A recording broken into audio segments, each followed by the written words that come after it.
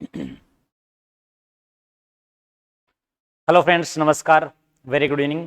कैसे आप सभी लोग? आशा सभी लोग अच्छे होंगे, स्वस्थ होंगे, मस्त होंगे और अपने पढ़ाई में व्यस्त होंगे। चलिए, इसी को लेकर अपन राजस्थान भूगोल की चर्चा कर रहे हैं। और राजस्थान भूगोल में आज अपनी जो है ये 10वीं क्लास है। राजस्थान भूगोल में अपन ने क्या कुछ अध्ययन कर लिया, इसकी अपन चर्चा करने जा रहे हैं। तो सभी मित्र जो है एक बार सेशन को शेयर कर दीजिए और अपने दोस्तों को जोड़ लीजिए। चलिएगा, अपन राजस्थान के थारके मरुस्थल की शब्दावली के बारे में बात कर रहे थे और शब्दावली में बहुत सारी चीजें अपन पढ़ चुके थे। अब आगे और कुछ बात करेंगे शब्दावली में, राजस्थान की शब्दावली। और शब्दावली में आता है, एक वर्ड आता है, इसका नाम है मावठ। क्या था भाई? मावठ। तो मावठ क्या है? तो आप सब जानते हो कि शीत ऋतु में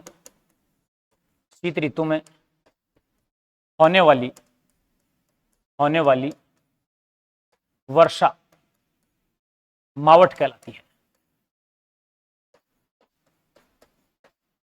ना। शीत ऋतु में होने वाली वर्षा क्या कहलाती है भाई? मावठ। शीत ऋतु में होने वाली वर्षा क्या कहलाती है? मावठ कहलाती है। शीत ऋतु में होने वाली वर्षा क्या कहते हैं? मावठ कहते हैं। दूसरी बात, फिर बात आती है कि इसकी उत्पत्ति स्थल, उत्पन्न कहां से होती है? उत्पत्ति स्थल, जो इसका उत्पत्ति स्थल है वो है पश्चिमी भूमध्य सागर। पश्चिमी भूमध्य सागर। फिर बात आती है कि इसका उत्पत्ति का कारण है। उत्पत्ति का कारण है, यह मैं कहूं उत्पत्ति की वजह। उत्पन्न क्यों होती है? तो ध्यान रखिएगा, पूर्वी उपोष्ण जेट स्ट्रीम के कारण से। पूर्वी उपोष्ण जेट स्ट्रीम के कारण से उत्पन्न होती है। फिर पॉइंट आता है कि भारत में इसके आने के उत्तरदायी कारण, भारत में आने का उत्तरदायी कारण क्या है? वो है अपना, क्या है भाई, जो मैक्सिमम आप जवाब देंगे, पश्चिमी विक्षोभ। पश्चिमी विक्षोभ, ठीक है ना। पश्चिमी विक्षोभ जो है वो भारत में इसको लेकर आते हैं। उत्पत्ति स्थल इसका पश्चिमी भूमध्य सागर है। उत्पत्ति का कारण पूर्वी उपोष्ण जेट स्ट्रीम है और भारत में आने का जो उत्तरदायी कारण वो पश्चिमी विक्षोभ है। अन्य नामों की अपन बात करें, इसे अन्य नाम किस किस नाम से जानते हैं? इसको बोलते हैं मावठा, मावठतही, सुनहरी बूंदे,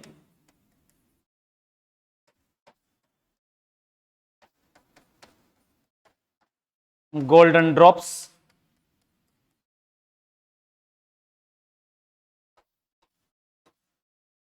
रबी का वरदान।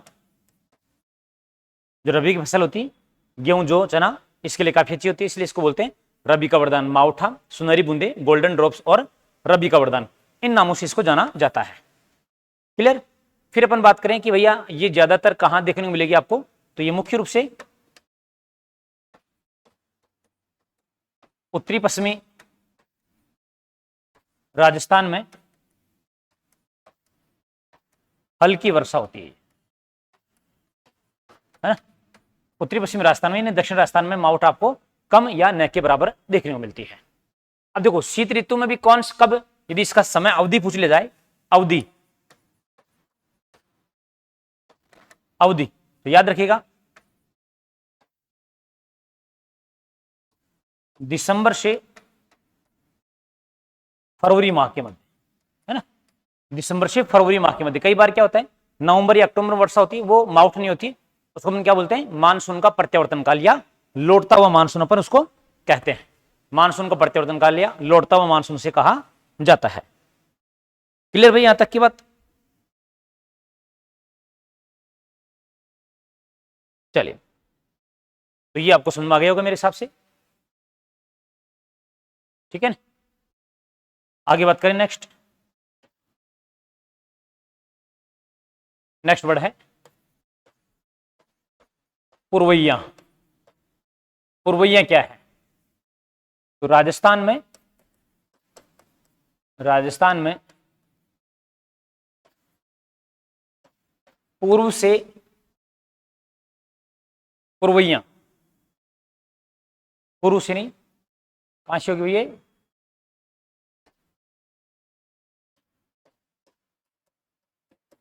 पश्चिम से पूर्व की ओर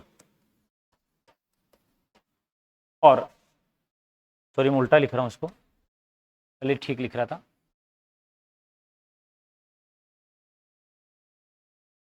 राजस्थान में पूर्व से पश्चिम की ओर, पश्चिम की ओर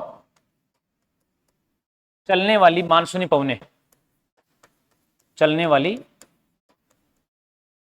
मानसूनी पवनें, पवनें क्या कहलाती है भाई? पूर्वइयां कहलाती हैं। इन पूर्वइयों के कारण से, बात को आपको ध्यान रखना कि इनके कारण से, इनके कारण से राजस्थान में, इनके कारण से राजस्थान में क्या होता भाई? बंगाल खाड़ी,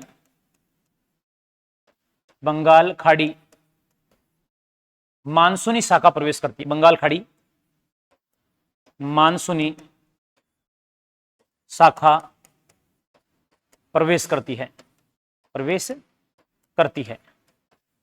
किस कारण से? पूर्वइयों कारण से। भाई जैसे मान लेते हैं ये अपना राजस्थान है, ये अरावली है, इधर पूर्व से पश्चिम की ओर हवाएं चल रही है, तो इनके कारण से जो बंगाल खाड़ी मानसून आ रहा है, बंगाल खाड़ी मानसूनी शाखा,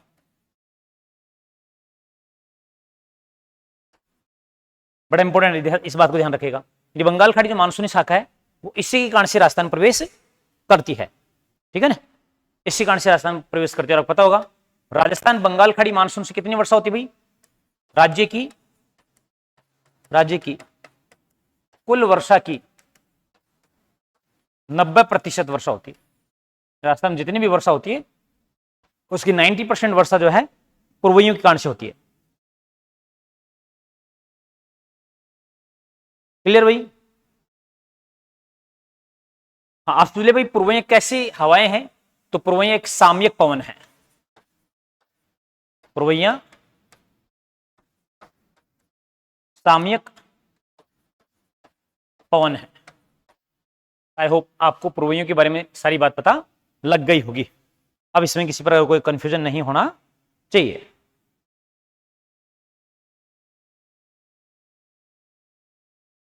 क्लियर?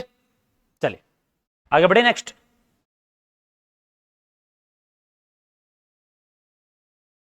नेक्स्ट वर्ड लिखेगा पलाया, टाटियरन और फिर लिखेगा बालसन। ये 3 वर्ड एक साथ लिख रहा हूं मैं।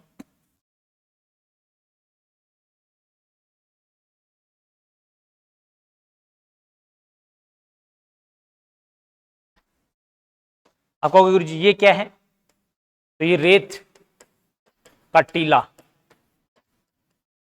या ये मैं कह दूं ये स्थल का उच्च भाग है, उच्च भाग, और ये क्या है? निम्न भाग। ठीक है। अब मान लो ये बादल बना आपने, इस बादल से क्या हुई? वर्षा हुई, और वर्षा यहां पर इन दो उच्च भाग के मध्य इस निम्न भाग में आकर पानी क्या हो गया? जमा हो गया। ये उच्च भाग है, ये उच्च भाग है, इन दोनों के मध्य पानी जमा हो गया, तो ये क्या हो गया? एक पानी का क्षेत्र हो गया। तो हम क्या बोल सकते हैं भाई? मरुस्थली क्षेत्र में, मरुस्थली क्षेत्र में, मरुस्थली क्षेत्र में रेत के टीलों के मध्य, टीलों के मध्य, रेत के टीलों के मध्य एकत्रित वर्षा जल, एकत्रित वर्षा जल जिसे अस्थायी खारे पानी की झीलें कहते हैं, इन्हें पलाया कहा जाता है। इन्हें कुल मिला के पलाया है क्या भाई? तो मरुस्थलीय क्षेत्र में रेत के टीलों के मध्य जो वर्षा जल एकत्रित हो रहा है और उस वर्षा जल के कारण अस्थायी जो खारे पानी की झील बन रही हैं उन्हें क्या कहते हैं भाई, पलाया कहते हैं। तो मैं बात आपको पलाया क्या है, यानी मरुस्थलीय क्षेत्र में अस्थायी खारे पानी की जो झील है उनको क्या बोल रहे हैं अपन, पलाया। अब ये खारे पानी झील बन क्यों रहे, ये एक उच्च क्षेत्र है, ये एक उच्च क्षेत्र, ये क्या हो गया निम्न क्षेत्र। तो दो उच्च क्षेत्रों के मध्य एकत्रित वर्षा जल क्या कहलाता है, पलाया। फिर देखो टाट और रन, टाट और रन क्या है भाई, तो जब ये पलाया सूख जाएगा या इसमें पानी की मात्रा कम हो जाएगी तो छोटी जो अस्थायी खारे पानी की झील उन क्या बोलेंगे, टाटिया रन बोलेंगे। तो मरुस्थल में छोटी खारे पानी की अस्थायी झीलें टाटिया रन कहलाता है। ध्यान रखना, रन वैसे वर्षा जल संरक्षण की विधि भी है। रन क्या है, एक नोट डाल के लिखेंगे कि रन वर्षा जल संरक्षण की विधि है, वर्षा जल संरक्षण की विधि है। जब और पानी सूख जाएगा तो बिल्कुल यहां पर एक क्या बन जाएगी, एक नमक की परत बन जाएगी और नीचे मिट्टी हो जाएगी, तो ये क्या हो जाएगी, बालसन। तो उपजाऊ मृदा क्षेत्र, ये अपन बोल सकते हैं कि लवण की अधिकता वाला क्षेत्र, अधिकता वाला क्षेत्र क्या कहलाता है भाई, बालसन। क्या कहलाता है, बालसन। तो बालसन समझ आ गया आपको, बालसन क्या है, यानी कि यदि वर्षा जल की, देखो ज्यादा वर्षा जल था, अस्थायी बड़ी पानी खारे पानी की झील थी पलाया, छोटी है टाटे और रन, और जब पूर्णतः सूख गई तो रेत और उसके ऊपर क्या है, नमक की परत है, उसको अपन क्या बोल रहे हैं, बालसन कह रहे हैं। क्या करें इसको, बालसन कह रहे हैं। क्लियर यहां तक की बात, पलाया, टाट रन और बालसन, मेरे हिसाब से आपको ये तीनों शब्द समझ में आ जाने चाहिए। क्लियर भाई,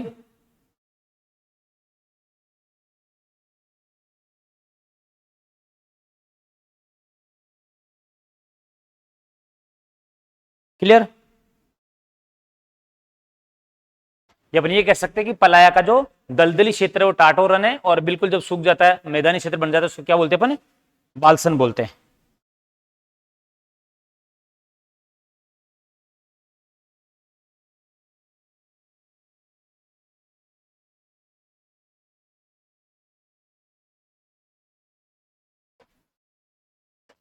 नेक्स्ट देखिए भाई,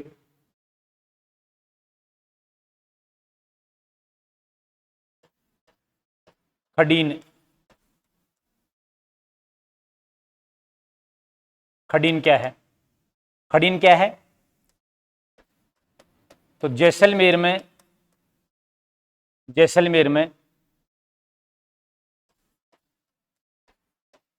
पालीवाल ब्राह्मणों द्वारा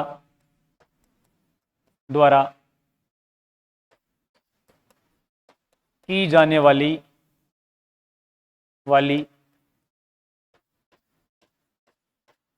परंपरागत कृषि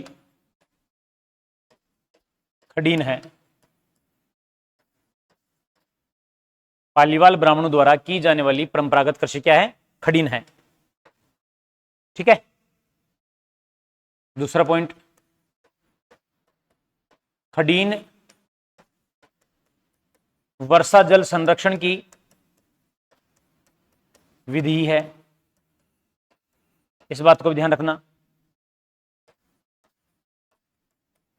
जैसलमेर में खडीन में मुख्य रूप से जो खेती की जाती है उसको क्या बोलते हैं अपन, राइका एक तो, और दूसरी होती है बेजड़। राइका में तो क्या होता है, सरसों प्लस तारामीरा, इसको बोलते हैं राइका। और बेजड़ क्या है भाई, गेहूं प्लस जौ प्लस चना, मिश्रित कृषि, गेहूं जौ चना, इसको अपन बोलते हैं बेजड़, और राइका सरसों और तारामीरा। ठीक है, लेकिन एक नोट डाल कोड ध्यान रखना, राइका एक ऊंट पालक जाति को भी मेवाड़ में बोलते हैं। मेवाड़ में ऊंट पालक जाति, ऊंट पालक जाति को रेबारी तथा मारवाड़ में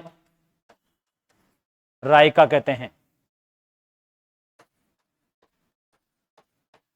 ठीक है, तो ये भी आपको थोड़ा सा ध्यान है रखना भाई।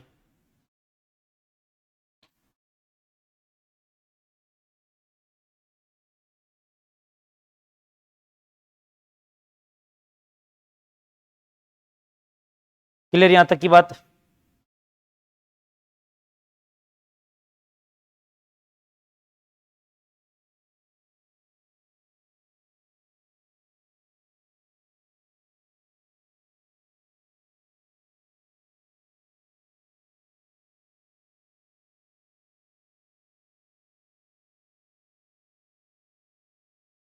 बताइए भाई।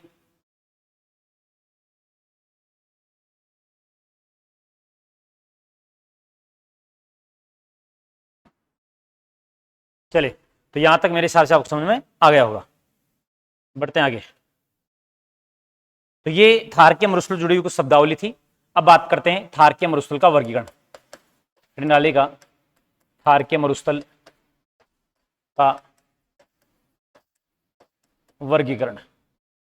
जो थार का मरुस्थल है इसे 25 सेंटीमीटर समवर्षा रेखा के आधार पर, समवर्षा रेखा के आधार पर कितने भागों में बांटा? इसको 2 भागों में। 2 भाग कौन कौन से? एक है शुष्क मरुस्थल, क्या भाई? शुष्क मरुस्थल।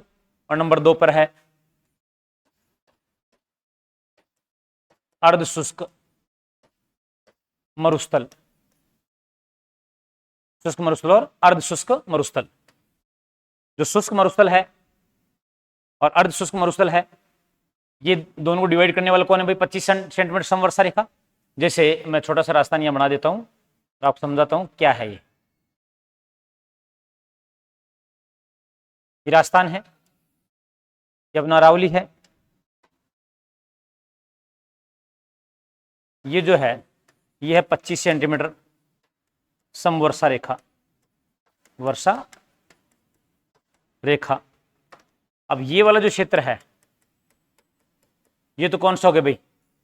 शुष्क मरुस्थल। और ये वाला जो क्षेत्र है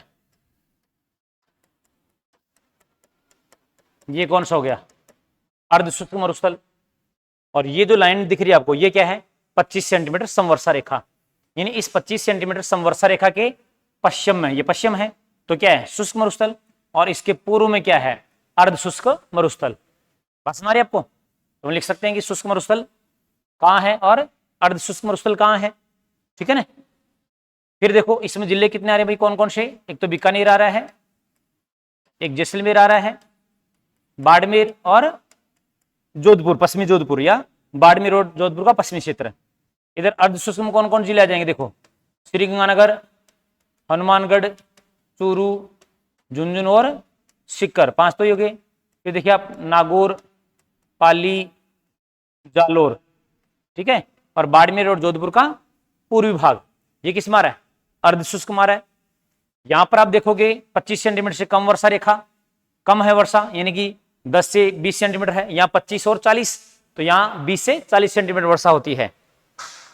बात समझ आ रही है आपको कि नहीं आ रही? बताइए।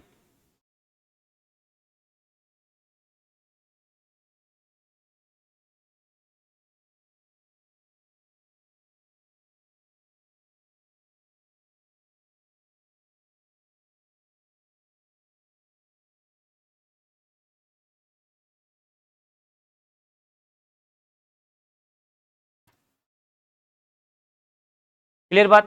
तो पहले किसकी बात करेंगे अपन? अब शुष्क मरुस्थल की बात करेंगे। उसके बाद चलो इसको थोड़ा सा मोटा मोटा वर्गीकरण में ये लिख दूं। देखो शुष्क मरुस्थल में मुख्य रूप से कितने जिले आ रहे हैं भाई? मुख्य रूप से 4 जिले। कौन कौन से देखिएगा? बीकानेर, जैसलमेर, पश्चिमी जोधपुर,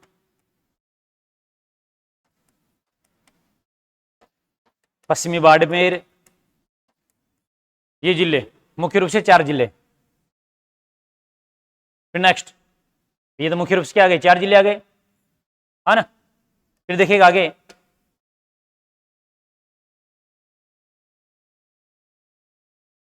फिर अपन देखें यहां पर, भाई यहां पर इसका क्षेत्रफल कितना है, क्षेत्रफल तो ध्यान रखिएगा लगभग 1 लाख वर्ग किलोमीटर, लगभग 1 लाख वर्ग किलोमीटर जो है शुष्क क्षेत्र में आता है। औसत वर्षा, औसत वर्षा यहां 10 से 20 सेंटीमीटर, औसत वर्षा कितनी है यहां पर, 10 से 20 सेंटीमीटर। वनस्पति कैसी यहां पर, तो मरुदभिद, मरुदभिद वनस्पति। इधर देखिए आप, इसकी अपन बात करेंगे तो यहां पर जिले मोटे मोटे तौर पे कितने आ रहे हैं, 8 जिले आ रहे हैं इधर, 8 जिले, है ना। 8 जिले कौन कौन से, देखो, श्री गंगानगर, हनुमानगढ़, चूरू, झुंझुनू, सीकर, नागौर, पाली, जालोर, ये जिले हो गए, ठीक है ना। वो अलग बात है कि भाई चूरू का भी थोड़ा बहुत इसमें आता है, गंगानगर का भी दक्षिणी भाग इसमें आ जाता है ना, लेकिन मोटा मोटा मैंने लिखा आपको ये। फिर है कुल क्षेत्रफल इसका कितना है, तो लगभग ये है 75,000 वर्ग किलोमीटर। कितना भाई, 75,000 वर्ग किलोमीटर।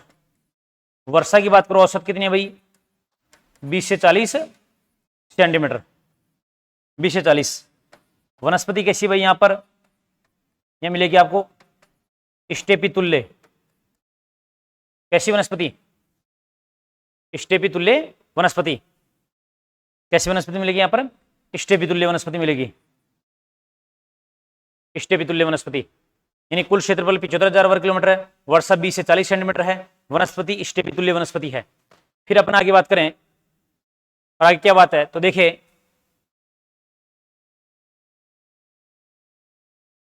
स्टेपी तुल्य वनस्पति, वर्षा 20 से 40, कुल क्षेत्रफल 75,000 वर्ग किलोमीटर, जिले 8।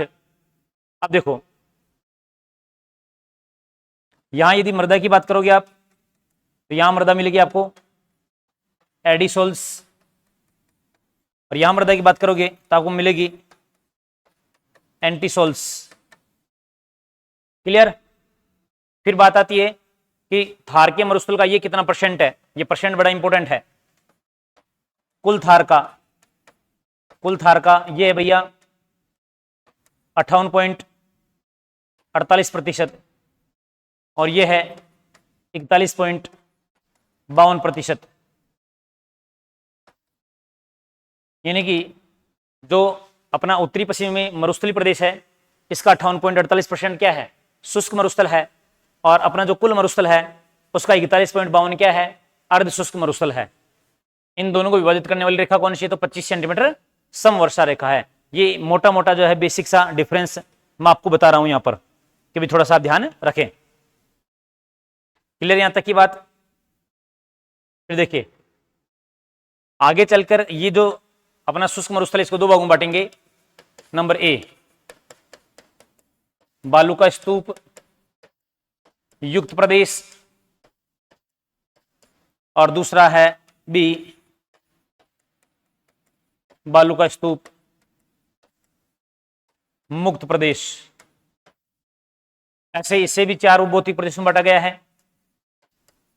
गगर बेसिन, शेखावाटी, अंतः जल क्षेत्र, नागौर, उच्च भूमि क्षेत्र, और नंबर 4 पे है गगर हो गया, शेखावटी हो गया, नागौर हो गया, और नंबर 4 पे क्या होगा भाई अपने गोडवाड़ बेसिन, गोडवाड़ बेसिन। ठीक है ना। ये 4 उपभौतिक प्रदेश किसमें आ रहे हैं यहां पर, और 2 भौतिक प्रदेश कहां आ रहे हैं यहां पर। अब यहां पर अपन बालू का स्तूप युक्त प्रदेश देख रहे हैं, और बालू का स्तूप मुक्त देख रहे हैं। इनका भी परसेंट पूछा जाता है कि भैया जो शुष्क मरुस्थलीय प्रदेश है उसमें से बालू का स्तूप युक्त प्रदेश कितना है, तो ध्यान रखिएगा ये भैया 58.48% और बालू का स्तूप मुक्त है 41.52%। ठीक है, इन दोनों का जो है आपको खास ध्यान रखना है। ये और ये दोनों परसेंटेज इंपॉर्टेंट हैं, दोनों का आंकड़े जो है आपको अच्छे से ध्यान रखने हैं। भाई कौन कितना परसेंट है, किस बेसिस पे है, ये सारी जानकारी मैंने आपके साथ साझा कर दी है। तो हम किसकी बात कर रहे हैं भाई, थार के मरुस्थल के वर्गीकरण की। देखिए वर्गीकरण का आधार क्या है, 25 सेंटीमीटर समवर्षा रेखा। 25 सेंटीमीटर जो समवर्षा रेखा, इसके पूर्व पश्चिम में तो शुष्क मरुस्थल और इसके पूर्व में है अर्ध शुष्क मरुस्थल। ठीक है, कौन कौन जिले आ रहे हैं ये अपन ने बता दिया, कितनी वर्षा होती है, क्या वनस्पति है, किस प्रकार की मृदा है, कुल इसका क्षेत्रफल कितना, परसेंटेज कितना है। फिर अपन इसको भी डिवाइड कर दिया। अब अपन बात करेंगे इधर से, सबसे पहले बात करेंगे बालू का स्तूप युक्त प्रदेश की, है ना। इसकी बात करेंगे, बालू का स्तूप युक्त पढ़ लीजिए या चाहे बालू का स्तूप मुक्त पढ़ लीजिए, जो आप पढ़ना चाहो वो पढ़ लीजिए।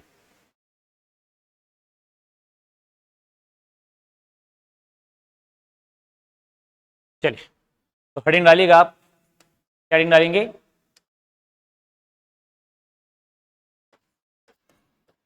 शुष्क मरुस्थलीय प्रदेश, शुष्क मरुस्थलीय प्रदेश। और क्या लिखेंगे इसके बारे में, इसका विस्तार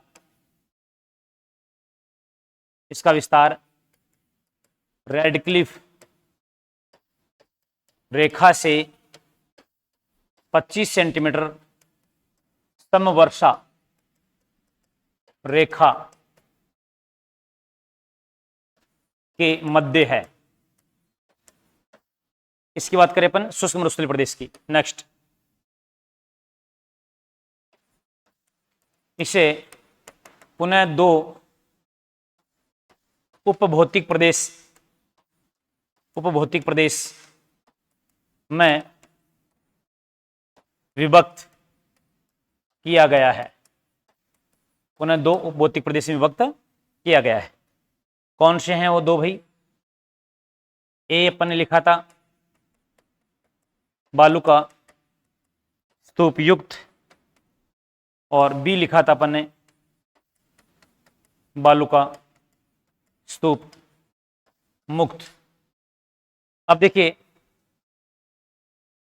युक्त में अपन ने कहा था इसका जो परसेंटेज है वो 58.48% है, इसका 41.52% है। यहां अपन देखें कहां पर, बालू का स्तूप युक्त में और बालू का स्तूप मुक्त में। तो बालू का स्तूप युक्त की यदि अपन बात करें, बालू का स्तूप युक्त की बात करें, बालू का स्तूप मुक्त की बात करें, तो क्या इंपॉर्टेंट चीज है, इस पर आप फोकस कीजिएगा, गौर कीजिएगा। यहां पर देखो आएगा इर्ग, क्या आएगा, इर्ग, और क्या आएंगे यहां पर, रेत के टीले, है ना, रेत के टीले। ये अपन बोल सकते हैं बालू का स्तूप, बालू का स्तूप। और इधर अपने पास क्या क्या चीजें देखेंगे, इसमें अपन देखेंगे यहां पर हमादा, रेग, मगरा, लाठी सीरीज,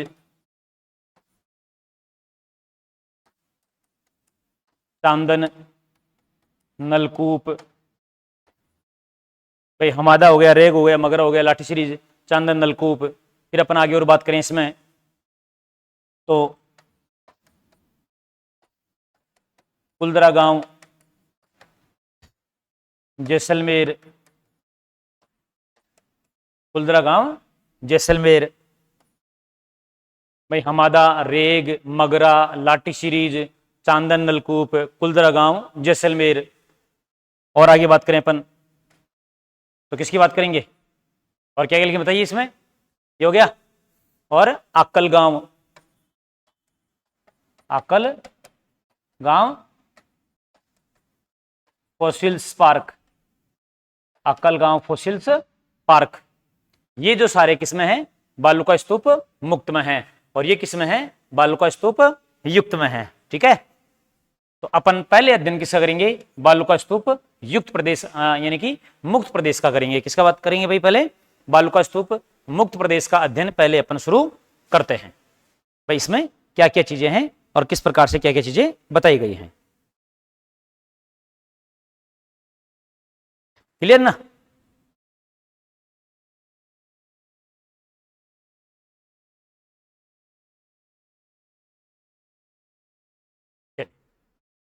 हेडिंग डालिए नेक्स्ट।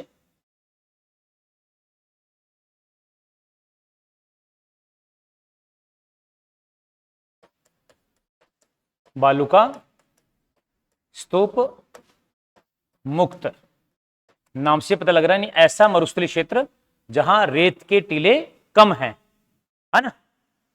या अपन ऐसे बोलें, ऐसा मरुस्थलीय क्षेत्र जहां पथरीला क्षेत्र बहुतायत में है।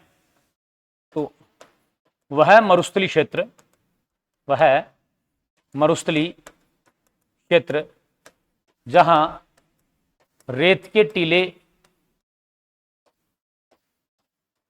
कम हो तथा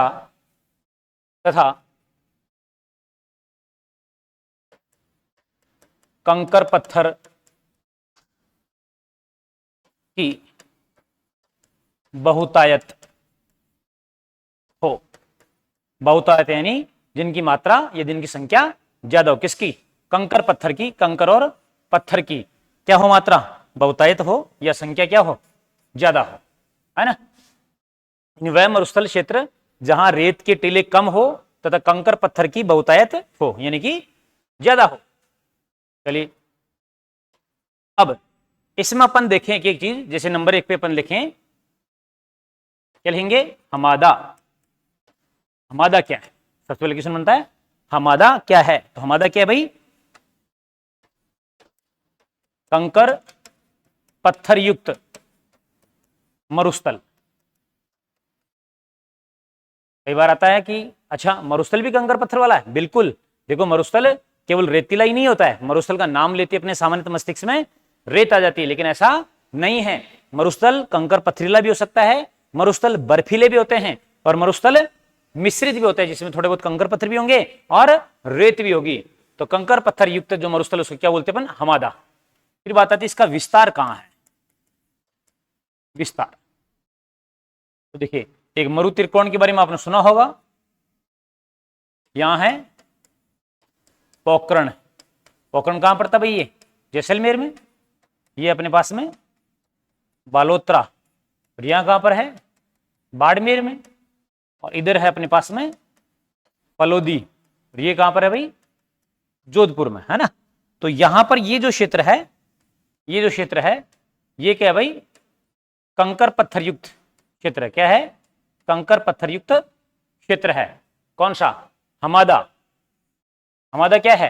कंकर पत्थर युक्त क्षेत्र है जिसका विस्तार पोखरण जैसलमेर से, बालोतरा बाड़मेर से, फलोदी जोधपुर के मध्य है। फलोदी जोधपुर के मध्य है कंकर पत्थर युक्त मरुस्थल। विस्तार पोखरण जैसलमेर से, बालोतरा बाड़मेर से, फलोदी जोधपुर के मध्य। इज दैट क्लियर कि भैया कहां पर है? चलिए आगे बात करें। इसी को अपन क्या बोलते हैं?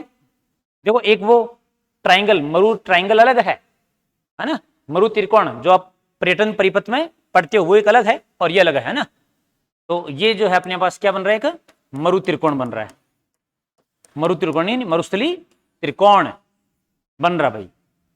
तो हमादा कंकर पत्थर युक्त मरुस्थल जिसका विस्तार पोखरण जैसलमेर से, बालोतरा बाड़मेर के मध्य है।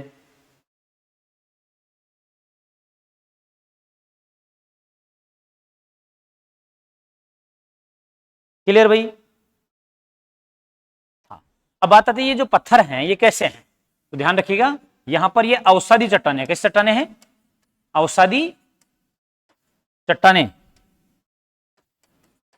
अवसादी चट्टाने। तो ये भी कई बार क्वेश्चन पूछा जाता है कि राजस्थान में अवसादी चट्टाने कहां हैं? तो पश्चिमी राजस्थान में, है ना? ये इनको द्वितीयक चट्टान भी बोल देते हैं। अवसादी चट्टान कहां भाई? पश्चिमी राजस्थान में। नंबर 2 पे अपन लिख सकते हैं मगरा। मगरा।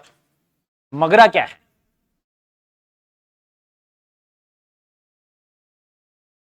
तो देखो, पोखरण जैसलमेर से बालोतरा बाड़मेर के मध्य स्थित अवशिष्ट चट्टानों क्या बोलते हैं? मगरा। यानी कि पोखरण जैसलमेर से बालोतरा बाड़मेर के मध्य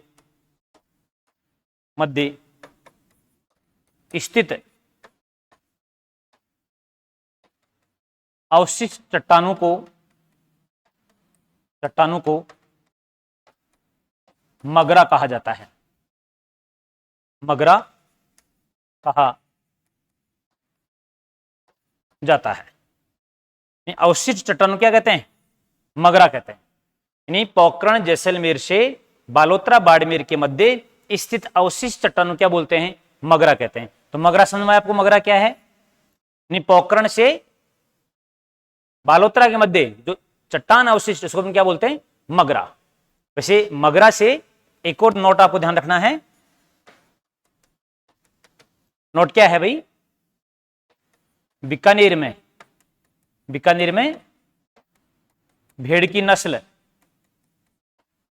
कौन सी है? मगरा भेड़। और एक और नोट ध्यान रखना है, उदयपुर के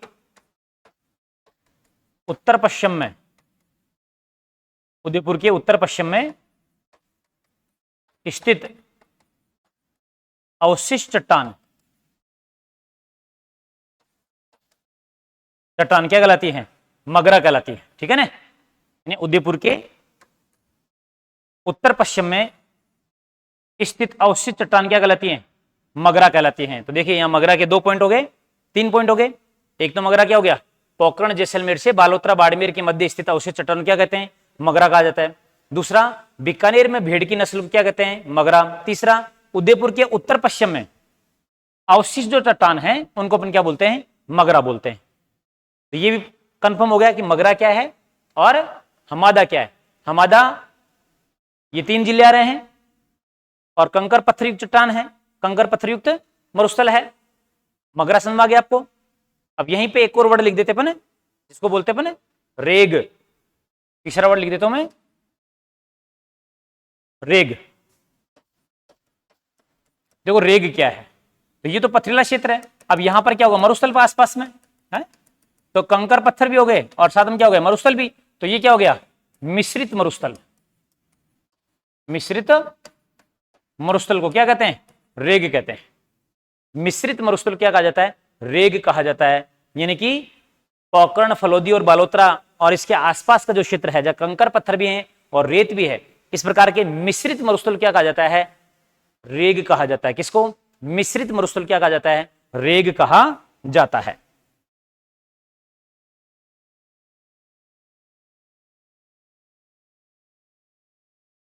कोई कंफ्यूजन हो तो बताइए यहां पर।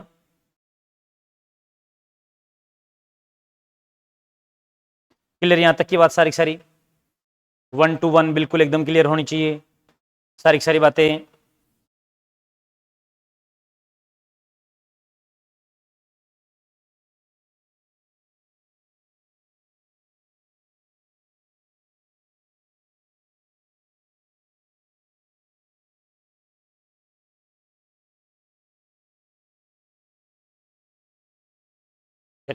अब देखो, ये जो आपका हमादा क्षेत्र है, यहीं पर क्या किया गया भाई? राजस्थान सरकार के द्वारा जो आपकी अक्षय ऊर्जा निगम है, कौन? अक्षय ऊर्जा निगम। अक्षय ऊर्जा निगम द्वारा यहां पर किसकी स्थापना की गई भाई? सीज, SEEZ, यानी कि solar energy enterprises zone, solar energy enterprises zone की स्थापना की गई अक्षय ऊर्जा निगम द्वारा। सीज के द्वारा, सीज की स्थापना अक्षय ऊर्जा निगम द्वारा की गई है ना। ये क्या है? सीज। एक होता है सेज, वो होता है स्पेशल इकोनॉमिक जोन। तो सीज की स्थापना की गई और किसके द्वारा की गई है?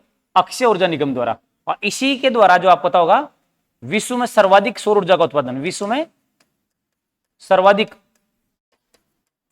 सौर ऊर्जा का उत्पादन कहां हो रहा है भाई? आपको होगी भड़ला जोधपुर। और भड़ला जोधपुर ये फलोदी में पड़ता है, भड़ला जोधपुर फलोदी में पड़ता है। और दूसरे नंबर पे कौन आता है भाई? नौख जैसलमेर, नौख जैसलमेर, है ना। और भी आगे काम चल रहा है इनके अंदर।